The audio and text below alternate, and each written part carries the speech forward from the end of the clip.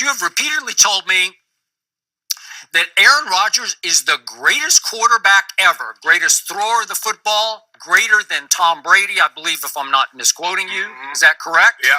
So, given all that, I have to set his bar the highest ever. So I'm setting his bar way up here above Brady's and Montana's and everybody else's. And because of that, I got to tell you, he's not even coming close to it. In fact, Aaron Rodgers is having, by his standards, a miserable year. His worst year ever in pro football. And he had, by his standards, a miserable game last night because he had a QBR of 23. That's on a scale of 0 to 100. So his average QBR through 11 games this year, they're 4-6-1. Aaron Rodgers is 4-6-1, but his QBR average through 11 games is 52, scale of 0 to 100. That ranks 22nd in the National Football League, and that is by far the worst QBR of his career.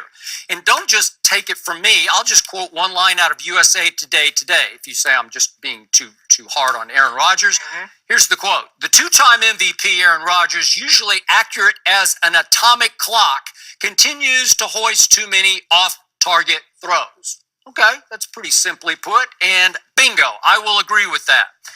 So, what happened last night to the 4-6-1 Green Bay Packers? It came down to a crucial late sequence, just as it did at Seattle against Russell Wilson. And help me out here because with 2:33 left, it's 2nd and 1 at the Vikings 20. And Aaron Rodgers, I don't know what happens. He just threw it in the dirt. Just threw it to Equinemius. He just throws it in the dirt. I don't know what happened. It was just a misfire, but it was the same kind of misfire we saw on the crucial 3rd down at Seattle. So that brings me to the next play, which is 3rd and 1 at the 20. And it looks like Devontae's got at least a step in the end zone. Oh, he's got to make that. He got to make that throw. And you just got to make the throw because it's an overthrow. And it brings me to my takeaway from last night. Aaron Rodgers is starting to look gun shy in the pocket. Dare I say, Aaron Rodgers, the greatest quarterback ever, is starting to look like he's losing his nerve against the rush. He's starting to get a little quick triggered. We know that he's going to shatter his all-time record for throwaways, but I thought he was throwing it away just not to take the chance on throwing an interception. But last night he was just throwing it away to throw it away to avoid the pressure because he did get his knee hurt. He's got some kind of a knee sprain from game 2 on the, was it the? No, game 1 against the Bears. Was it the opening night or was it the second game? I was thinking, yeah, it was his first game. So he had the knee sprain, and I don't know if that's made him gun shy, but maybe he doesn't trust his legs to get him out of harm's way as he used to. But he's just getting flinchy in the pocket. He's looking like he's second guessing, wanting to take the punishment. I thought it was fascinating after the game. If I can read just a little snatch of his quote here. He said, obviously, I've got a lot more gray in the beard than I did a few years ago, so I know that football mortality catches up to everybody. So he's about to turn 35 years of age. Tom Brady is 41 years of age. Looks it too. Oh, does he really? Boy, yeah. Tom Brady looked like he was 41 going on 31 yesterday to me. I don't know. We're going to talk about that. But I got to tell you, if Tom Brady had stunk it up the way Aaron Rodgers did on the Sunday night stage last night, and if Tom Brady's Patriots had fallen to 4-6-1, that man across from me would be pounding his fist on the table saying, retire. Stop today. Stop it. No. Just walk out the back door and leave them be. No. Right? Because when Tom Brady stinks it up, what you do is blame Coach Belichick's defense. Because when Tom Brady stinks it up, what you do is blame Coach Belichick's defense. What you do, who does he have to throw to? That man, the Hall of Famer Shannon Sharp says Rob Gronkowski is a shell of himself. The guy, his number one target, the guy the Hall of Famer says has a piano on his back. Julian Edelman looks like he also has a piano on his back. Okay. So when Tom Brady plays bad, we find excuses. Excuse me. Skip Bayless find excuses. All I know is Tom Brady hasn't had remotely as poor a throwing game as Aaron Rodgers Talk to me about night. Tennessee. What do you mean talk about Talk to me about Tennessee. Well, how was his throw performance in Tennessee? Well, it was better than this. This was horrendous. Okay, what about Jacksonville? He threw for what, 180? What about Jacksonville? This was like a bad Dak Prescott. What about bad Dak? Oh, you know what? Should I start calling him Dak Rodgers? I don't know. Hold on. If you don't mind me asking, Jenny, you said Aaron Rodgers is 22nd in QBR. If you don't mind me asking, Skip, who's 23rd? I don't know. You're talking about Aaron Rodgers? No. I just want to know who's 23rd. I don't know. Oh, you know. I don't. Oh, yes, you know. Take a guess. He played hottest team in pro football, the Dallas Cowboys, who, by the way, are only there's only 7-point underdogs, while everybody else is like 14-point underdogs. That's interesting. The hottest team in the NFL. Hottest team in pro football. Dallas is a 7-point dog, but that's not, we're not talking about him. Rodgers, he missed some throws. He did. Wow. But let me ask you a question. You say he's throwing the ball away. Can you imagine what Aaron Rodgers' QBR would be instead of being 20 touchdowns, 1 interception? If he was 20 touchdowns, 8 interceptions, or 20 touchdowns, 10 interceptions? Maybe he'd won a couple of games his team deserved to win if he'd taken some risks and pulled off a couple of throws. You take those risks if you have a defense that's capable of backing you up. When you know you do not have a defense that's capable of backing you up, you can ill afford to put them back on the field when that's the weak suit of your team. Aaron Rodgers understands that full well, Skip. Look, he got pressured. They got pressure on him. He didn't put the ball in harm's way. Great throw in the first quarter. And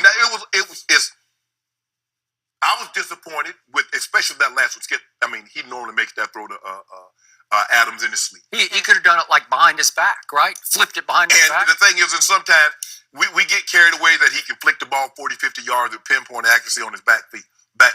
But Aaron, sometimes he throws off his back foot a little bit too much. And that's what happens. When you throw off your back foot, the ball has a tendency, especially going to your left, it dives on it. And it died on him. I got to tell you, from just a pure textbook point of view, last night was an eyesore of bad footwork from Aaron Rodgers. He's just all over the map in the pocket, throwing off one foot, throwing off the wrong foot, throwing off the back foot, throwing it falling forward, and he gets away with some of them, and sometimes he doesn't get away with any of them. Right. But I will say this. They got the easiest closing schedule, I think, in the NFL because they got Arizona and Atlanta at home. They do have to go to Chicago. That's going to be a tough one. That's their arch rival, obviously. But could they win it against that team with Mitch Trubisky? Better quarterback, Aaron Rodgers or Mitchell Trubisky? Help me out. Better team right now, Chicago Bears or the Green Bay Packers? I would give you the Bears. But again, should Aaron have a chance in that game? He should have a chance. Then they go to the Jets and finish with the Lions at home. Could they win out? I love how you always try to do it. What you try to do, if there's a quarterback and you try to isolate him, you try to make it an individual competition, but his team, you never do that. You never do that with Tom Brady. You make excuses why his team. If you put Tom Brady on the Packers this year, I promise you they wouldn't be 4-6-1. And if you put Aaron Rodgers on New England, it'd be a I disaster. guarantee you they wouldn't be 7-3. It would be a disaster. They probably wouldn't have lost the game. They're 8-3 by the way. 8-3. When they wouldn't have lost the game, they'd be 11-0. By the way, they're positioned to win the number 1 seed, but we'll talk about that. That's because of Tom Brady. So now to my man Kirk Cousins. Kurt or Kirk Cousins, which is it?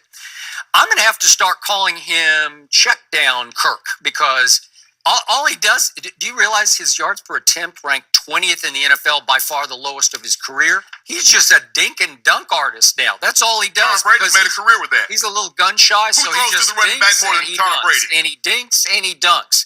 And you know what? He was just as off target last night as Aaron Rodgers was. But you know what? To your point about those receivers, and I got to throw Kyle Rudolph in there. I think you did also. Yeah. They don't make good catches. They make circus catches. Yeah. It's like every time I look up, the ball's off target or the ball's thrown into a dangerous spot, and they pull it out. They take it. It's like magic acts. Yeah. There was the one throw up the seam to Thielen, which was probably the longest ball that he threw all night. Right. And Thielen is double covered, and I'm saying, whose is this? Somebody's got to catch this, and Thielen catches it.